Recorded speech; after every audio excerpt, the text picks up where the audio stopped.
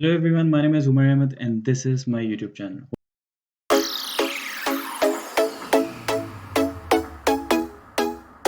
Hopefully आप लोग जहाँ होंगे खुश होंगे, खैरियत से होंगे। तो आज मैं एक नई वीडियो लेके आया हूँ और एक ये पब्लिक यूनिवर्सिटी लेके आया हूँ उन सब स्टूडेंट्स के लिए जो मास कम्युनिकेशन के बैकग्राउंड से। तो चलें आज स्टार्ट करते हैं। ये मैं आपको डिटेल में बताऊँगा, ये इनका ऑफिशियल पेज है यूनिवर्सिटी का। अच्छा, पहले बता दूँ यूनिवर्सिटी है यूनिवर्सिटी ऑफ ब्रेमेन, जैसे कि ऊपर लिखा हुआ है, ठीक है। और जो कोर्स है MA digital media and society, ठीक है, ये मास्टर्स की डिग्री का कोर्स है। तो ये आपको इंट्रोडक्शन दे रहा है। बेसिकली हम थोड़ा सा शॉर्ट चलेंगे, जो कि आपको मैं की चीज़ें हैं वो मैं आपको बताता हूँ। स्टडी स्ट्रक्चर पे आ जाते हैं। स्टडी स्ट्रक्चर में ये है कि द एमए, ये पढ़ लेते हैं। The MA in digital media and society is designed as a full major programme of 2 years of 4 semester, whereby students are encouraged in integrated a study semester or an internship abroad into their studies. तो basically 2 साल का 4 semester इसमें होते हैं।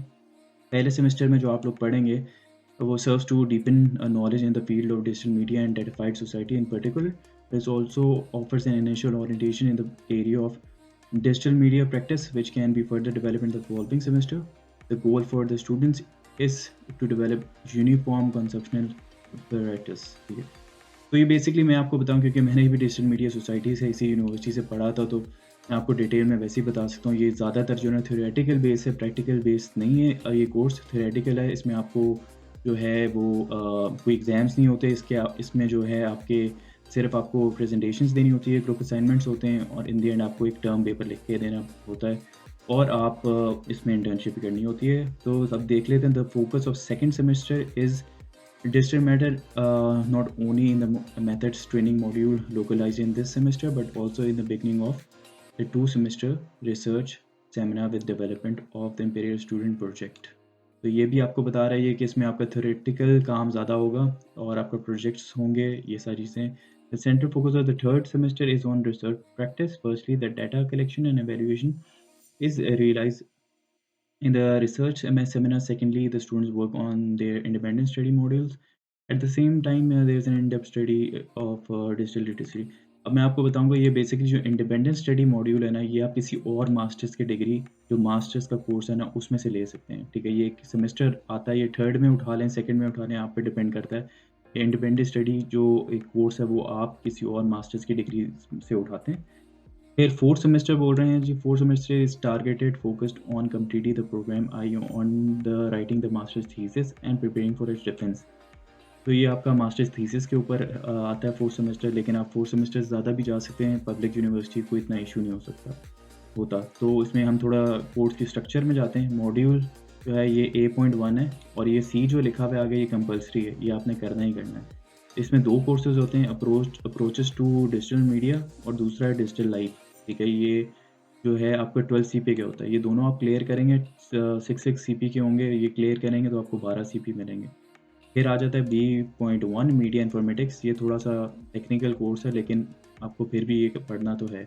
Courses offering of media informatics, ये जो जो भी कोर्सेज़ होंगे, ये आपको कोर्सेज़ जो हैं वो एक मीडिया इन्फॉर्मेटिक्स के जितने होंगे वो आपने पढ़ने होंगे। ये 9 सीपी का बेसिकली कोर्स है। ये आपने लिखा हुआ है, ई का मतलब होता है इलेक्टिव।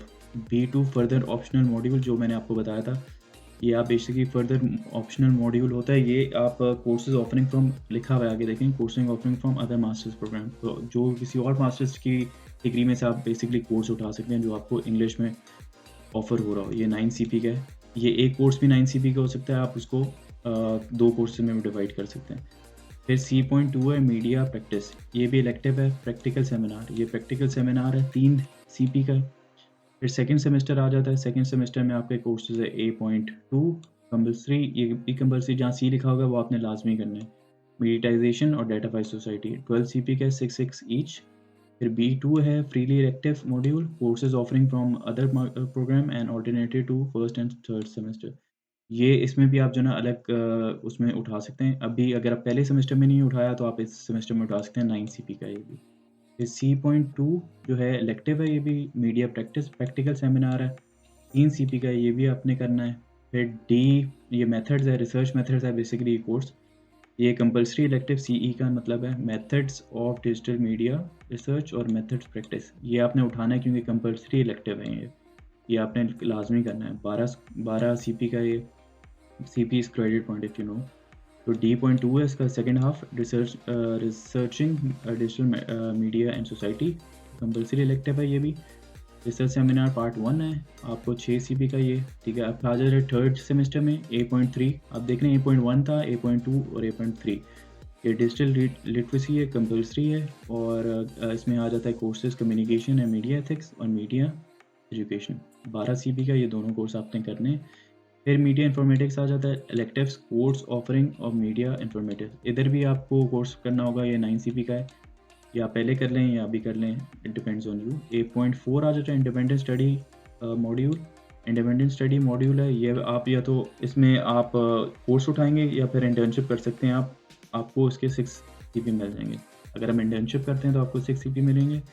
और आप इंडिपेंडेंट स्टडी जो है, जो कोई कोर्स करते हैं अगर, तो आपको वो बेसिकली प्रोग्रामिंग का कोर्स होता है जो कि थोड़ा सा मुश्किल है, तो लोग प्रेफर करते हैं इंटर्नशिप कर लें प्रैक्टिकल एक्सपीरियंस के लिए। फिर B.2 है, फ्रीली इलेक्टिव मॉड्यूल। देखें ई लिखा हुआ है, इलेक्टिव है ये, course offering of the masters programme alternative to.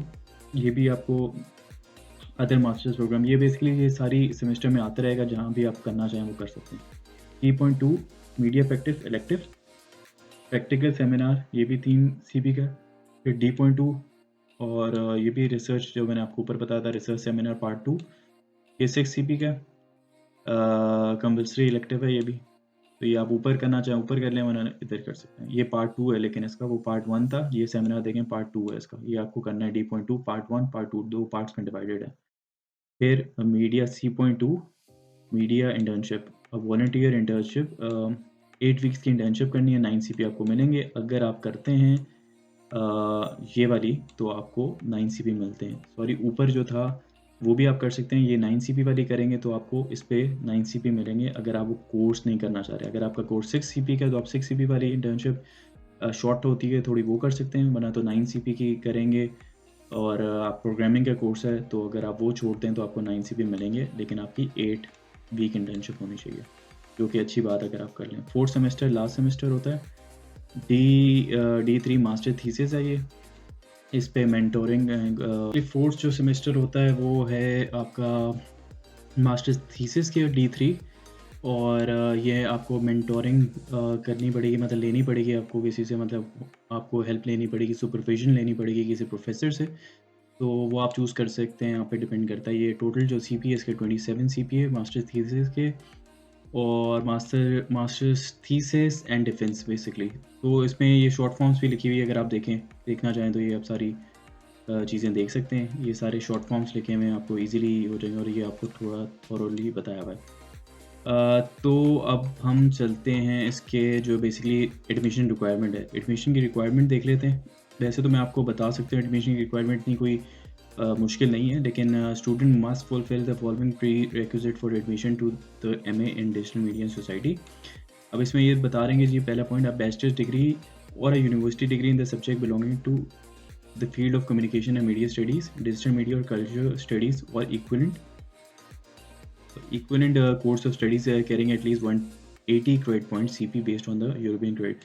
तो बेसिकली इसमें जो है आपका जो है 180 क्रेडिट पॉइंट्स आपने पूरे किए हैं, जो आपने बैचलर्स की डिग्री की है 4 साल की होनी चाहिए।